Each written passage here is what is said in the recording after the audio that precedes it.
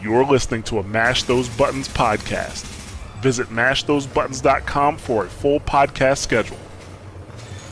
Cargo secured. Extraction complete.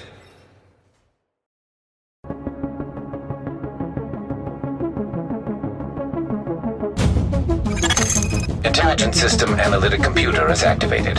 All ISAC systems are confirmed online. Data scanned. Downloading files.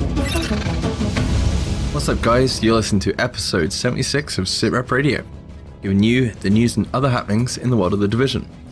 This week, global event Assault is in full swing, and PC players get the chance to play PTS Phase 2. But first, my name is Mike, and joining me, as always, are my co-hosts, Robert. Hello. And Luke. Good evening. I hope you're both well, and our listeners have had a great week.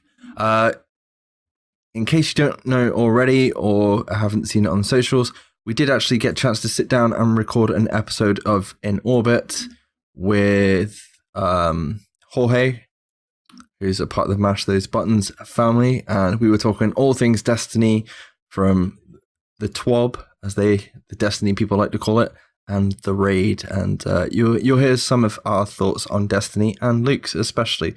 So if you're interested in that, head over to this week's In Orbit episode. I think it was 76. And yeah, it was a good laugh. That being the case, let's go on with some news. State of the game.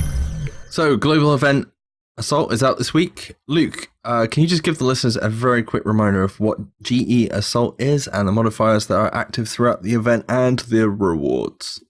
Yeah, GE Assault is that all agent damage is increased when at close range to NPCs. NPC damage is increased when you are far away from them. It's always active. The missions that they specifically want you to play, I guess, are Queen's Tunnel Camp, Russian Consulate, General Assembly, Grand Central Station, and the incursion is Falcons Lost. The rewards for this month's event are the Classified Sentry gear set, the Classified Strikers gear set, and the Classified Reclaimer gear set. The two group modifiers are that Major Assault is... I don't know what that one is, actually. I can't remember. Nice. Major Assault is only for groups, as far as I'm aware, isn't it? Yeah, the Major Assault and Crucial Assault are both the team modifiers, aren't they? Group modifiers, whatever you want to call it. I can't remember what they do now. Brain fart. Major Assault is... I can't remember. Major Assault is basically is the same as Crucial Assault, but when you're close together, you do more damage as a group.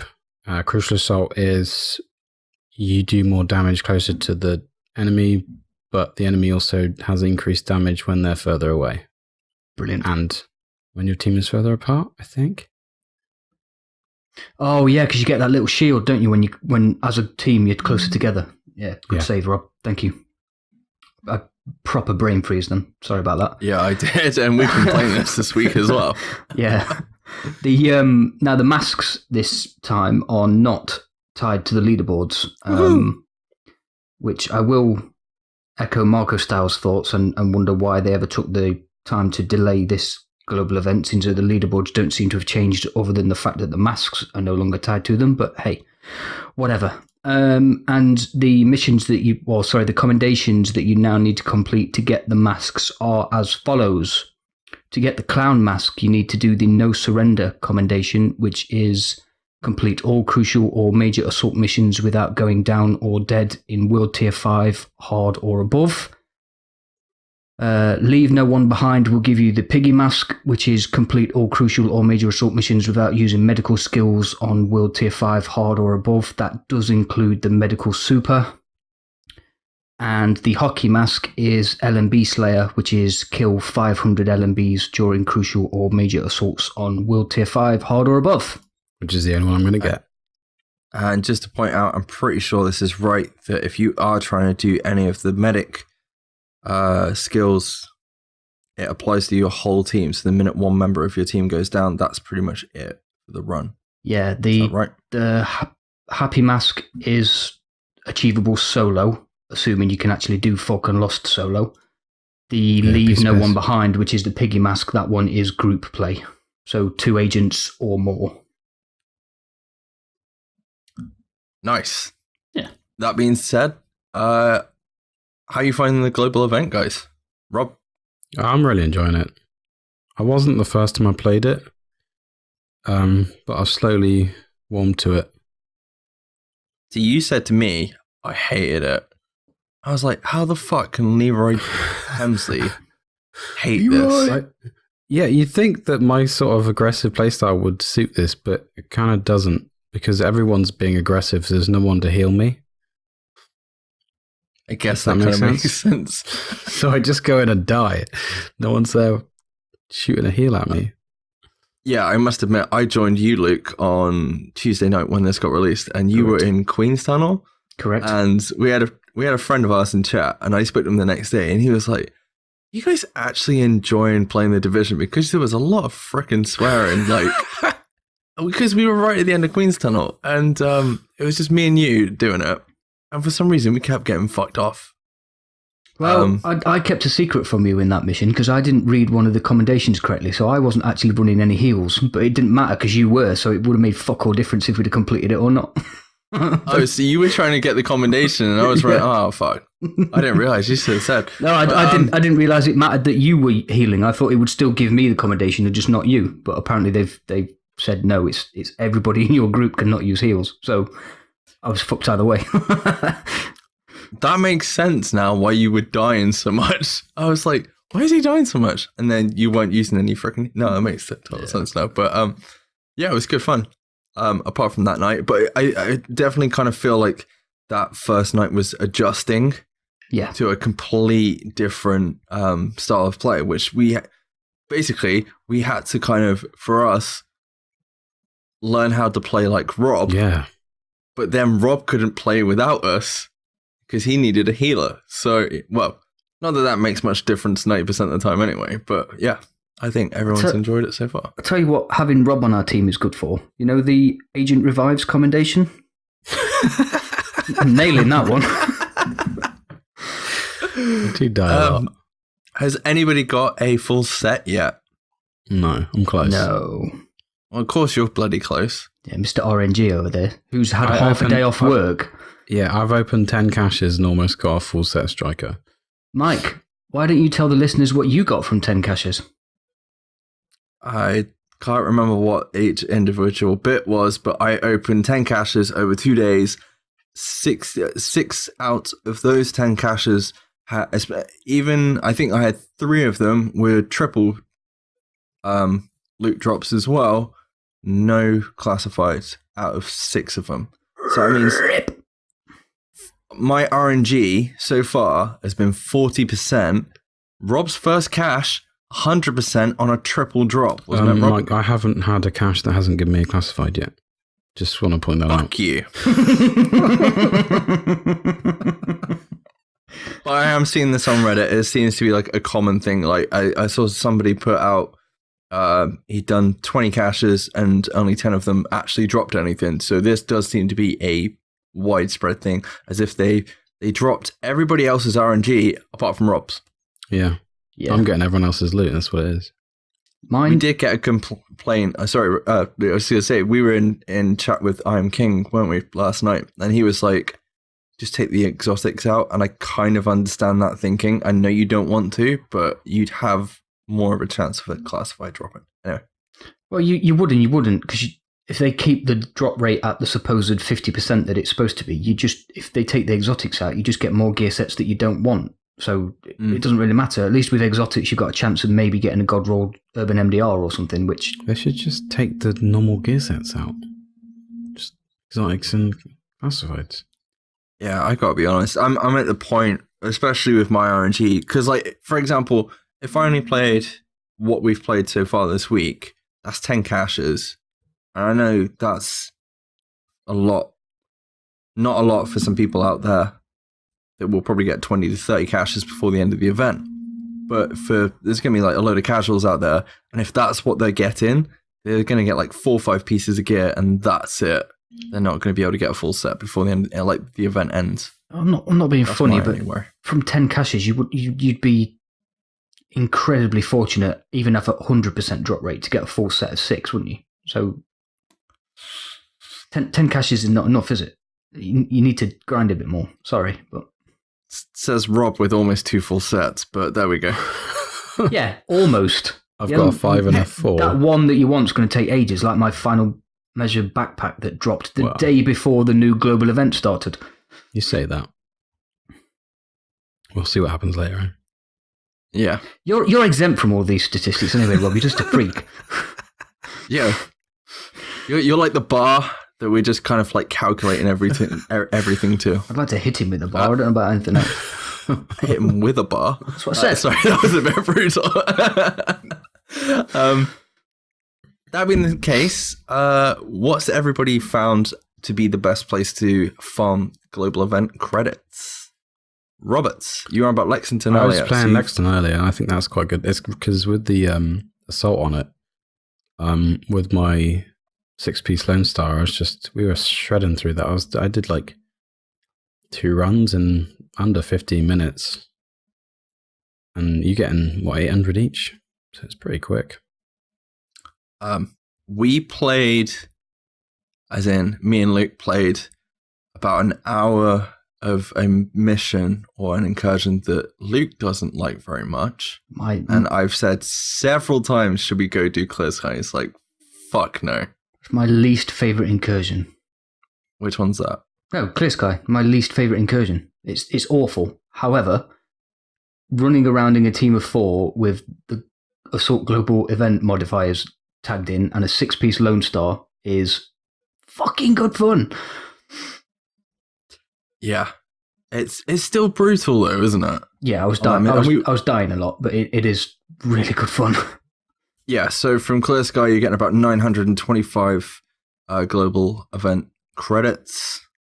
And it's taking about 6 minutes. Yeah, definitely less than 10. Which is good going. So when you realize what you earned in 15 minutes, we would have earned almost twice or 3 times that. No. What do you mean, me? Yeah. No. I did 2 runs of... Was it 2 runs? 2 runs? runs in 15 minutes. So I'm getting almost I thought you meant 1,500 in 15 minutes. I thought you meant it took you like 15 minutes to get like 800. And I was like, No. 2 runs. But yeah, that being the case, this is something I definitely shouted about last time. Rob's on about Lex. I'm pretty sure Lex was a thing in the last global event. Clear Sky was a thing in the last global event. It's the thing again. I want your guys' thoughts on Clear Sky and the avenues that we have currently for farming GE credits, and the fact that it's basically more resourceful to farm stuff outside the set playlist that we have for the global event than it is to actually play the global event. I think that they need to change how they give out the global events. I think it needs to be done on a little, not done on time, but done on a little bit like time based. So the activities that take 6 to 10 minutes shouldn't give out the same amount that takes to do an activity that takes 45 minutes or half an hour. Do you know what I mean? Like comparing Clear Sky to Falcon's Lost. They shouldn't give out the same amount of GE credits because it doesn't take the same amount of time to do them. Yeah, you should. The thing is, I'm probably gonna get shot for this, but like maybe Clear Sky should be about 450 to 500, because like we were doing I swear we were doing one of the GE playlists, and with the modifier as well, it was only about 300 GE credits. And I'm like, why are we running this? There's literally no point. There's literally no point apart from to get the Jason mask, which is to get, was it 700 group LMB kills? 500. So it's even less. So after you've got your 500, got your Jason mask, there's no need to run it. True. HVTs, yeah, they're not too bad. And named bosses in the open world aren't too bad, but they're still a lot slower. Yeah, you might as well. The amount of time it's going to take you to, fast travel in and go find a few of the named bosses. You could have done Clear Sky with a fairly decent team. To do a full run of named bosses, it takes about half an hour, 45 minutes, and you only get about 2,500 from doing them. Yeah, it's 125 per named boss in the open world, isn't it? Yeah, I tested this as well. Clear Sky. I match made. I did 2 runs on heroic, about 25 minutes because there was literally no communication. And that's still more than you would probably get farming open world stuff. And that's like, I was trying to do that from like a solo player's. I can understand that from a solo player's objective now. Luke, what are your thoughts on this, dude? Well, we had this conversation in our Discord channel with Spick Beats, Grilled Cheese, and a couple of other guys chipping in here and there. And my argument was that the missions that we read out earlier that are tied to this global event should be more rewarding. So lift those up, then push all the other missions down. So there is a clear gap between what they want you to play and what we know we can farm efficiently. And then, this is changing the way we play the game and what we do within the game once a month for a week at present. I mean, I know obviously this global event was delayed, etc., blah, blah, blah. But they want us to play these missions, to do these commendations, get these masks, get these rewards, get these new classified gear sets, and yet they're still rewarding you for doing basically whatever the fuck you want. but that still wouldn't solve the problem because people would just find the quickest one to do out of those 5 and just do that one over and over again. But at least they would be playing the playlist. Yeah, that's... Yeah. And the idea being that if you had that for each global event, like there's going to be, as we spoke about earlier, there's going to be a PTS for the upcoming global events, which will also, I'm guessing, have the missions live for those global events. And you're going to be able to see how many tokens are going to drop from each one. And I think it's only at that point that we're going to be able to say anything, because it's obviously too late for this global event. But for me, I would probably have everything outside the current playlist and buff whatever's in the playlist. So Lexington, maybe that should be about 900 a run. Buff it up a little bit more, or maybe... But then I can understand from other people's point of view, it's like, well, if you buff it too much, then like that's something you can do really quick and you'll be getting credit, getting caches every 5 minutes. But to me, it's no different than running Clear Sky. The only problem I would say with Clear Sky and some of the other, like you said, Rob, you don't even need a well-oiled team to do Lex. No, that's plenty of people.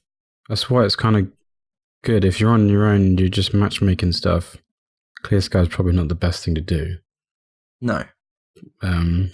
So yeah, Lexington probably is, because everyone knows how to do that mission because of Barrett's chest and everyone's farmed that shit. You've definitely farmed that, haven't you? Just going back to what Rob said earlier, I'm under no illusions that people will find the most efficient way of like claiming the GE credits. That's just human nature. If you can save time here and there running the same mission over and over again, you will do. I know that won't fix this, but it just seems stupid that the two completely separate global events, most people are still running Lexington and or Clear Sky. And Clear Sky, by the way, was not one of the missions for either global event, as far as I'm aware. So, because the first one was cleaners, wasn't it? So it would have been Dragon's Nest. Yeah, it was Dragon's Nest. Yeah. So, well, I can't wait till it actually becomes a global event, because everybody will run everything but those two missions. Yeah. It's Rikers, isn't it? So yeah, that'll probably be the next one.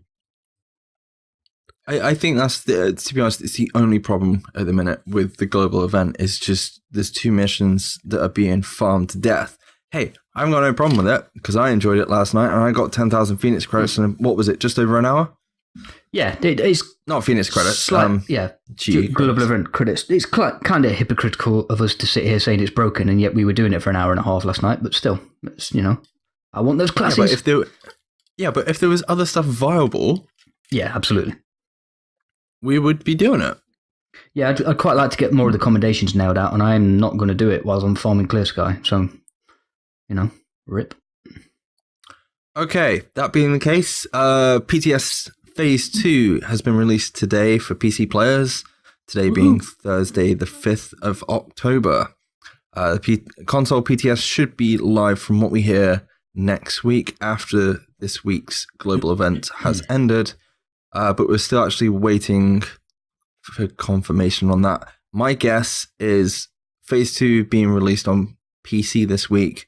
It's probably gone out for certification, and they're hoping it will be released next week. But I guess it depends on Sony and Microsoft on that. Sony, you mean? However, yeah. But yeah, don't worry. You will have plenty of time on console to test it, as apparently there's a lot to test, and they're going to give us plenty of time to test it in as well. Because it's been running, what is it, third week it's heading into now, I think? They're doing 2-week phases rather than 1-week phases. Yeah, I'm really liking how much time we seem to be spending on each phase instead of like bashing through everything. Rob, so quickly, what is actually available on release of Phase 2? When they have revamped the Underground. That's now got hunters and new directives. I'm going to have to go play that. Oh yeah.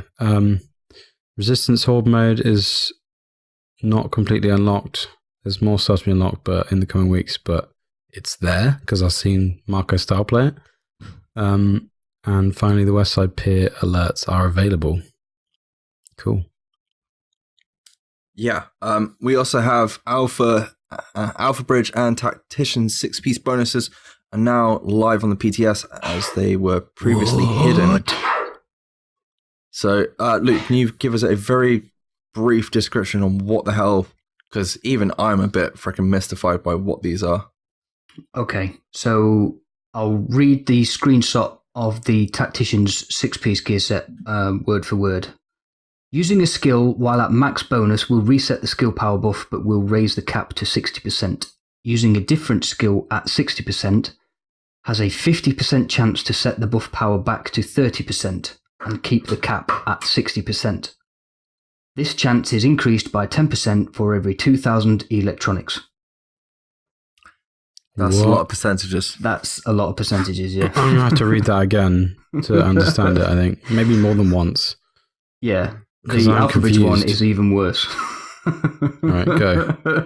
I think the Alpha Bridge one's a bit more understandable, but that one's just like, what? Okay. So 6-piece Alpha Bridge, it inactivates personal versions of all signature skills, but personal versions of each signature skill rotates every 6 seconds and can be activated by killing either a veteran or elite NPC or a player. The signature skill that is up on rotation when an enemy is killed is activated for 10 seconds when all primary stats are balanced between each other. These times are shortened depending on the difference in the ranges of your primary attributes. You can no longer activate your signature skill, nor are you affected by ally signature skills. I was just looking at Rob's face. Can you now explain both of those, like, to an idiot? Because, like, what are they gonna do? Like, just generally, what's gonna happen in the game?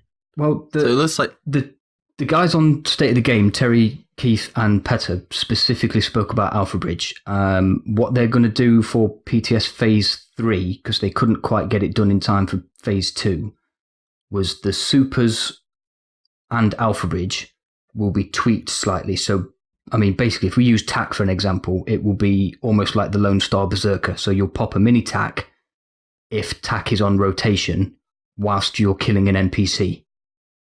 Right. Am I right, though, in thinking, if I remember this right, that you actually lose your super, though, if you're running Alpha Bridge? Yeah, that's what's the end of the talent. No, if you did say... Yeah, the end of the 6-piece talent is you no longer can pop a proper super.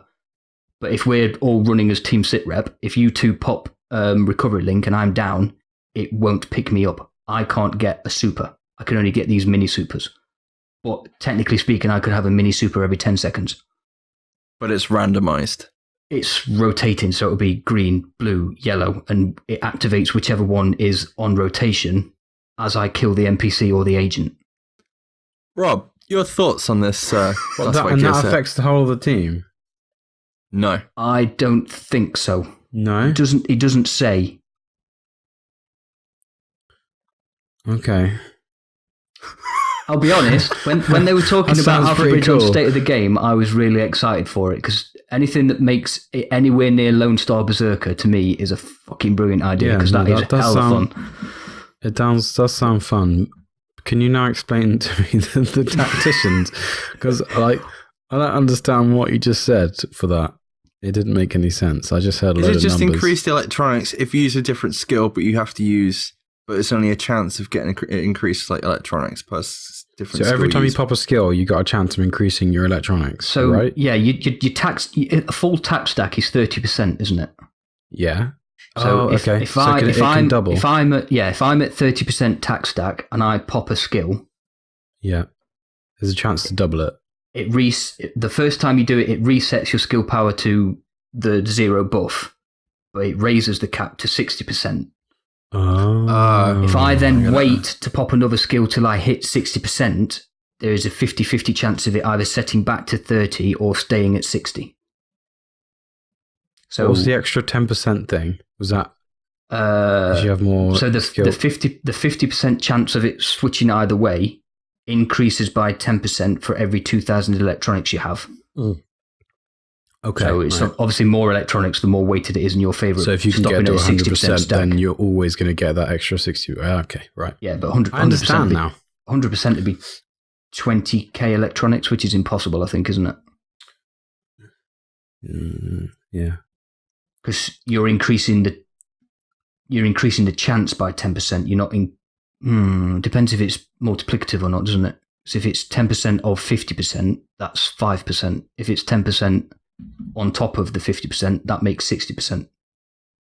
This is getting way too mathematical for me. Yay, maths. I've had a drink. And if you want to listen to the maths version of SITREP Radio, I like them both though, and I let will Marco just explain tag this with fine. it's in PTS. It will change. Don't shout at me if I got all that wrong next week. I'm going to be honest, I'm quite surprised you like this because you've hated some of the other classifiers that have turned up this PTS. I really like the sound of the Alpha Bridge one. I'm not sure about Tacticians being mega powerful. Yeah, it sounds pretty weak compared to the other ones, to be honest. And can I just say the one? No, it's all right. I'll stop myself. Doesn't matter. Carry on. What? No, go. No, I can't. So Go. You can't do that, dude. Go. No, because what I'm about to say is highlighted in blue, and that's Rob's bit to read. Oh, okay. Blue. Hey, I'm only reading my bits. Behind the scenes stuff.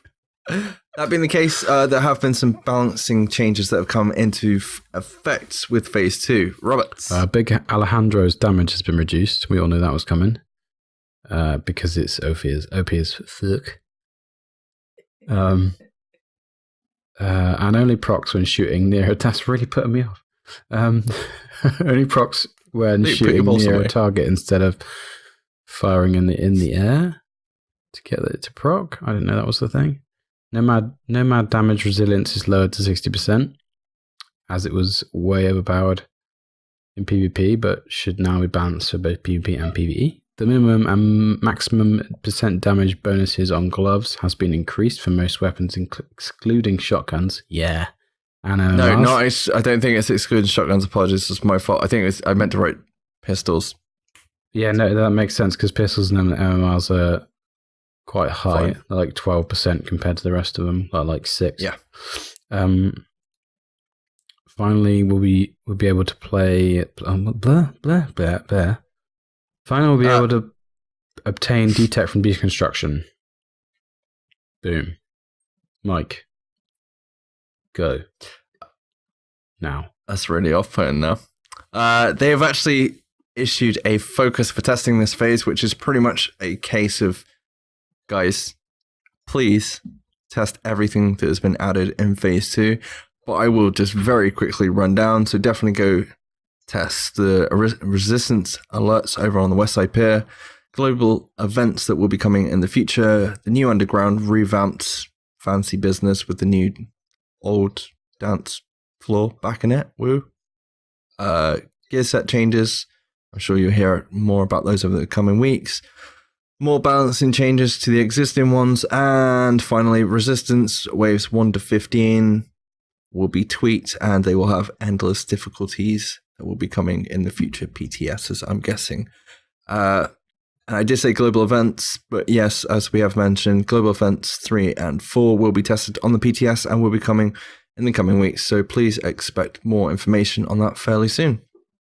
Awesome. But please make sure to check out the patch notes for yourselves.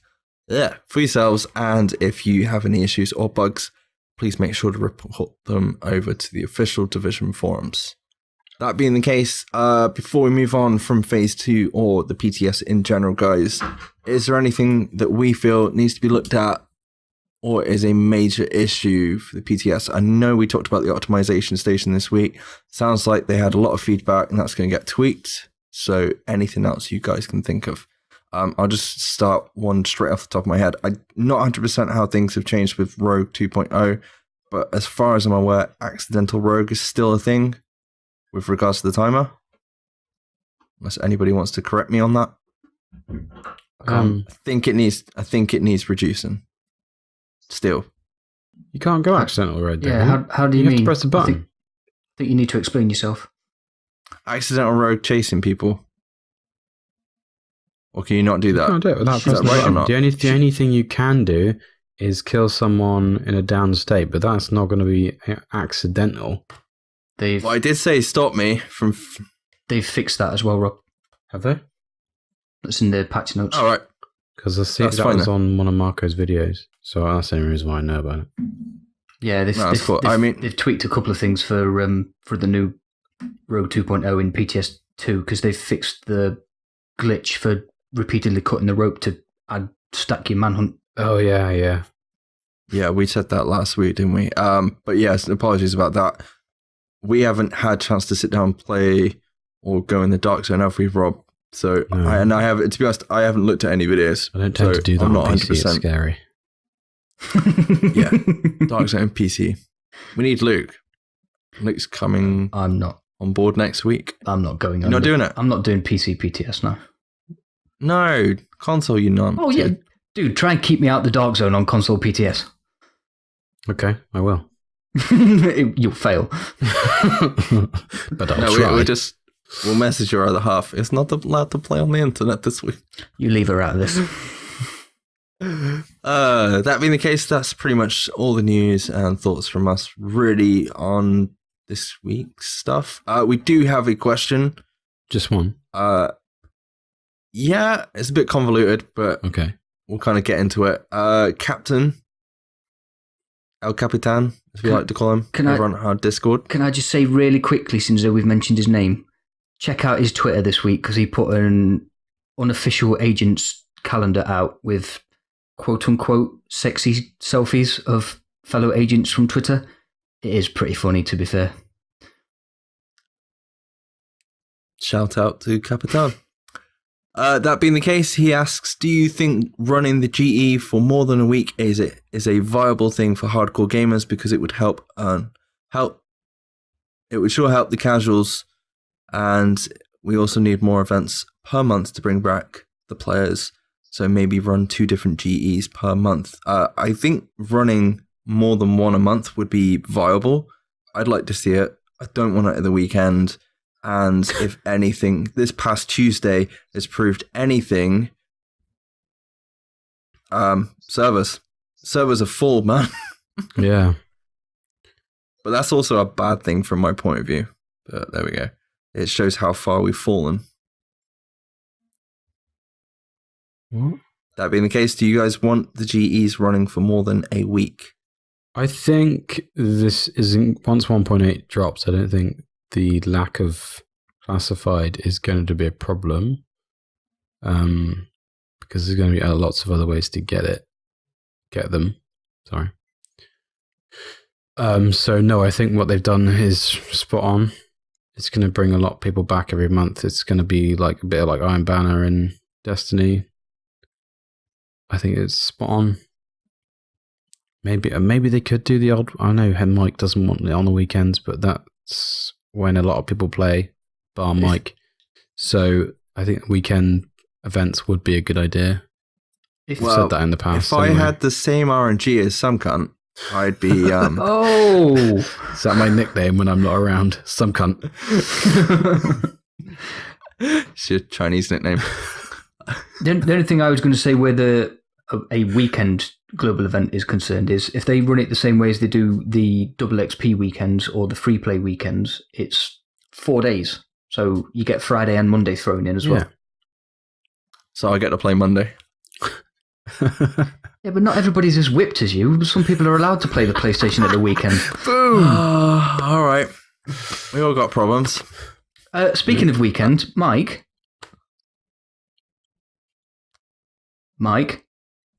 Yeah. Thank you.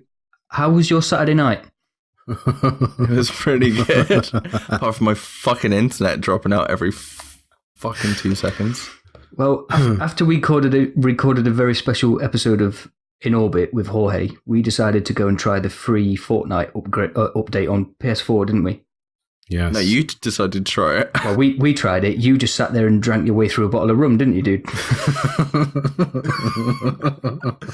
To be fair, if my internet had fucking stuck around until the end of recording that episode, you probably wouldn't have been I that wouldn't drunk. have gone downstairs to get the bottle. I was like, fuck this, I'm going downstairs. I went and got the bottle and some Coke, and then I just kept topping up, and I was like, woo! And the next day I was like, Sam, I can't do anything. This is not good. I feel sorry for myself. I've got a few very vivid memories from that night. One of them is hearing clink clink of a couple of ice cubes going in your glass, quite a lot of pouring going on, and then you saying, oh shit, my glass is nearly full, but I've run out of Coke. I just remember when we were playing Fortnite and like, because your internet kept cutting out, you'd be halfway through a sentence and then you'd just be gone. Oh, it was epic. So what you're saying is we need to drunk stream again. Is that right? Probably. Definitely. Yeah, we need to get back. You need to buy yourself another bottle of rum though, Mike, probably. I don't need... Well, Maybe a different spirit this time. Yeah, maybe you can go on the Captain Morgan's next time. No, that would be a bad thing. Yeah, for any listeners. I would just fall asleep. No, you don't fall asleep. Oh, You no, love there Captain things Morgan's. happens before that, but yeah. Generally, that's what would happen in the end. Anyway, that's enough of our atrociousness for this week. Robert, where can the listeners find us? You can find us at SITREP Radio on Twitter and Facebook. Tweet us with the hashtag TeamSitRep, as we're all affiliated with that hashtag. If you have any questions or feedback for the show, send them to the email address sitrepradiopod@gmail.com. You can find SITREP Radio on any of the following platforms: iTunes, Apple Podcasts for iOS, Google Play Music, SoundCloud, Overcast for iOS, Stitcher, Player.fm, Pocket Casts, RSS feeds, Podbeans, and please rate, review, and subscribe while you're there. Thank you very much. Make sure to check out Mash Those Buttons over on Twitter, Facebook, YouTube, and their Discord. And make sure to go check out some of the other awesome podcasts that are a part of the Mash Those Buttons family. Yes. In Orbit was good this week. Yes. What, just because we were on it? Yeah. Or just in general? Just because we were on it. Okay. Do you think we'll get invited back? I hope so. I've been asked a lot of that by all my clanmates. Well, if Jorge wants another guest. I mean, another co-host. Should get that right. Yeah. Don't forget, you can also check out the episodes on the YouTubes. We do a video every week. Please leave a comment and subscribe. That'd be awesome. Thank you very much. That's it for this week. Thank you very much for listening to the show, agents, and we will catch you next week. Bye-bye. Bye-bye.